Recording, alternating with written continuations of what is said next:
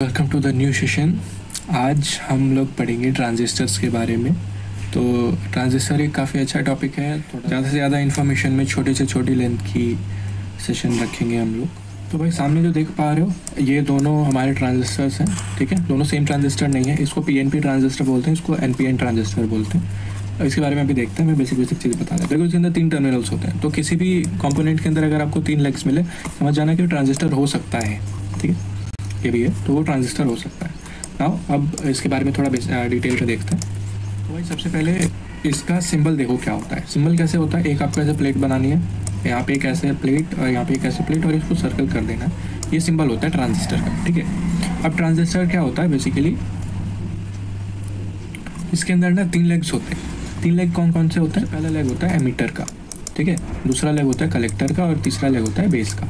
तो इन लोग का काम क्या होता है, देखो एमीटर का काम क्या होता है और कलेक्टर का जो काम होता है ना वो प्लस माइनस वाला काम होता है। वो पॉजिटिव की तरह काम करता है और एमीटर का जो काम होता है वो नेगेटिव की तरह काम करता है, ठीक है। तो अगर आपको ट्रांजिस्टर का पॉजिटिव ढूंढना है, कोई बोले कि ट्रांजिस्टर के पॉजिटिव में लगा दो तो आपको कलेक्टर में लगाना है वो पिन, और अगर कोई बोले कि नेगेटिव में लगा दो तो उसको एमीटर में लगाना है वो पिन, ठीक है। तो आपको एक बात समझ में आ जानी चाहिए कि एमीटर को हम ग्राउंड में कनेक्ट कर सकते हैं, ओके। तो बेस क्या करता है? बेस क्या करता है? एक्टिवेट करता है। वो एक्टिवेशन का काम करता है, वो ट्रांजिस्टर को एक्टिवेट करता है। वो कैसे करेंगे प्रोजेक्ट्स में देखेंगे, और जब इसके बारे में डीप में नॉलेज लेंगे तब देखेंगे, ओके। तो ये चीज़ें हो गई। अब ट्रांजिस्टर जो है 2 टाइप के हो सकते हैं। ट्रांजिस्टर एक बीपीजे, ठीक है, बीपीजेटी बोलते हैं वैसे इसको, और एक हो सकता है एफईडी, ठीक है। तो जो बीपीजेटी होता है उसका फुल फॉर्म होता है बाई पोलर जंक्शन ट्रांजिस्टर, और एफईटी का मतलब होता है फील्ड इफेक्ट का ट्रांजिस्टर। तो इसको हमको अभी नहीं पढ़ना है, इसका हमें फर्दर काम पड़ेगा तो हम पढ़ लेंगे।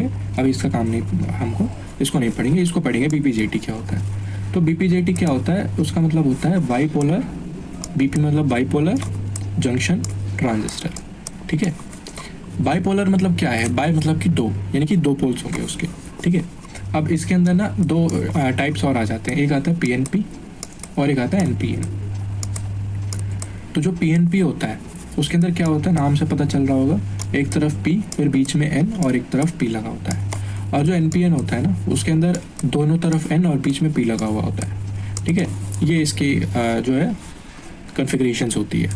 अब इसमें क्या होता है, जो पीएनपी होता है इसका काम क्या होता है? इसका काम होता है स्विच की तरह, ठीक है। ये स्विच की तरह काम करता है। मतलब अगर आपको किसी एक सर्किट का स्विच बनाना है ना, कि अगर ऐसा करंट आ रहा है तो इसके अंदर जाए, ऑन ना हो ऑन हो जाए, तो आप स्विच बना सकते हो पीएनपी से।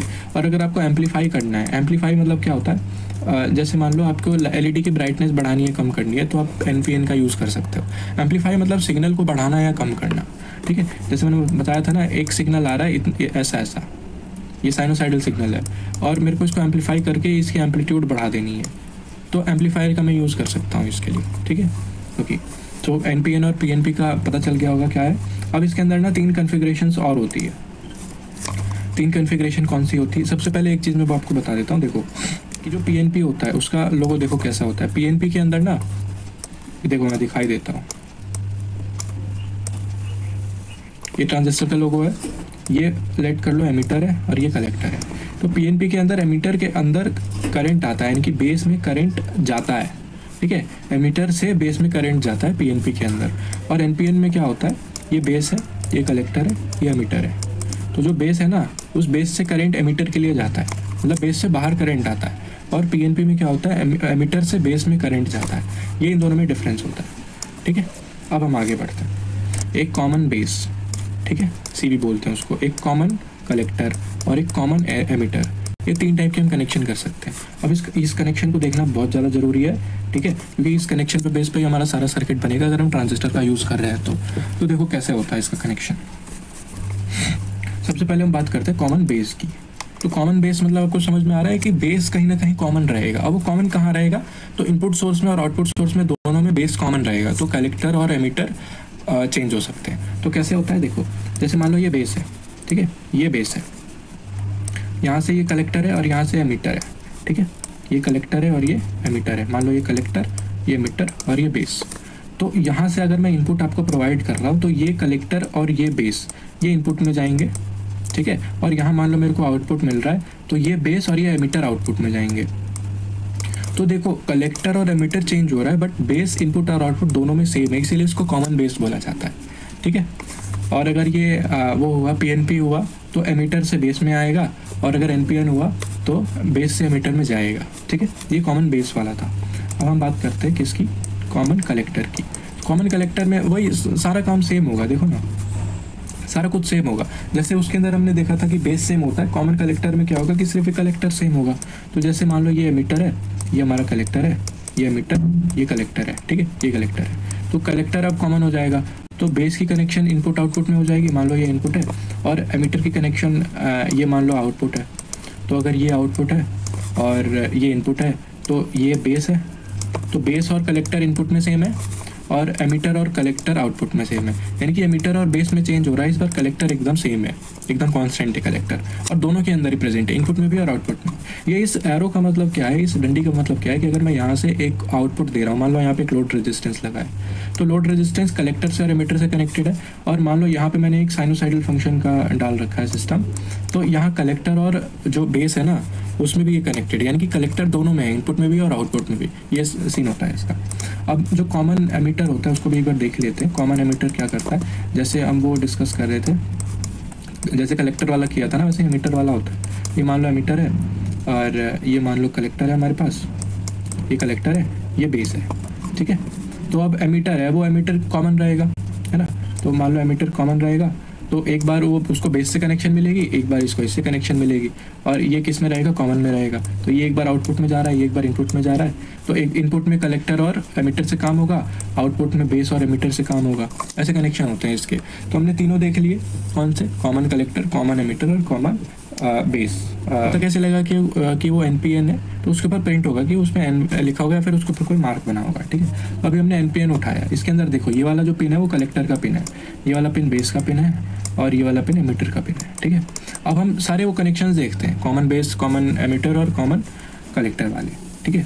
तो जैसे मान लो मेरे को एनपीएन को कनेक्ट करना है, मेरे पास यहाँ पे एक एलईडी है और इस एलईडी में मेरे को कनेक्ट करना है, ठीक है। इसमें मान लो मैंने यहाँ पे ग्राउंड दे दिया, ये कैथोड वाली लाइन थी, इसमें मैंने ग्राउंड दे दिया, यहाँ इसका मेरे को पिन निकालना है। तो अब मैं क्या करूँगा, मान लो मेरे को कॉमन बेस करना है, मान लो मेरे को कॉमन बेस करना है, तो कॉमन बेस में हम क्या करते हैं, इनपुट सेम ही रहता है ना, ये एमिटर हो गया, ये कलेक्टर रह गया, ये मान लो इनपुट वाली लाइन है, ये हमारा बेस है, और ये मान लो आउटपुट वाली लाइन है। तो आउटपुट में कलेक्टर और बेस से काम करते हैं, है ना। आउटपुट जो भी हमको चाहिए उसमें कलेक्टर और बेस से काम करता है, और इनपुट में क्या करते हैं, बेस और एमिटर से काम करते हैं। तो मान लो मेरा यहाँ से इनपुट आ रहा है, ठीक है, मान लो मेरा यहाँ से इनपुट आ रहा है, इनपुट को मैंने पहले एमिटर को उठाया, इसके अंदर कनेक्ट कर दिया, बेस को उठाया, इसके अंदर कनेक्ट कर दिया, डन कर दिया। इनपुट अब यहाँ से आ चुका है। अब मैं क्या करूँगा, मेरे को कॉमन बेस कनेक्शन करना है, तो बेस को मैं इसके अंदर भी भेजूँगा, ठीक है, बेस को मैं इसके अंदर भी भेजूँगा, और कलेक्टर को भी मैं उसके अंदर भेजूँगा। तो कलेक्टर को जब मैंने इधर भेज दिया, बेस को इधर भेज दिया, अब ये जो काम बनेगा ना, ये एम्पलीफायर का बनेगा, ये एम्पलीफाई करेगा, क्योंकि हमने सबसे पहले एनपीएन लगाया है, एनपीएन लगाया है और ऊपर से एलईडी के अंदर लगा दिया, तो एलईडी की ब्राइटनेस को एम्पलीफाई कर देगा अकॉर्डिंगली, ठीक है। ये काम होता है, ऐसे कनेक्शन करते हैं हम कॉमन बेस का। ऐसे ही हम कॉमन कलेक्टर का कनेक्शन कर सकते हैं, हम कॉमन एमिटर का कनेक्शन कर सकते हैं, और ऐसे ही रिलेट करके हम प्रोजेक्ट्स बनाएंगे। So this was all about transistors, I hope समझ में आया हो। और नेक्स्ट सेशन में अब हम ऑलमोस्ट सारे कंपोनेंट्स को कवर कर चुके हैं, अब हम नेक्स्ट सेशन से कोडिंग स्टार्ट कर सकते हैं। सो कोडिंग में भी हम सबसे पहले बेसिक एल्गो देखेंगे कि किस एल्गोरिदम पे हमारी कोडिंग काम करेगी, और हमारे 3 स्टेप्स क्या होंगे प्रोजेक्ट्स बनाने के। तो मिलते हैं नेक्स्ट सेशन में।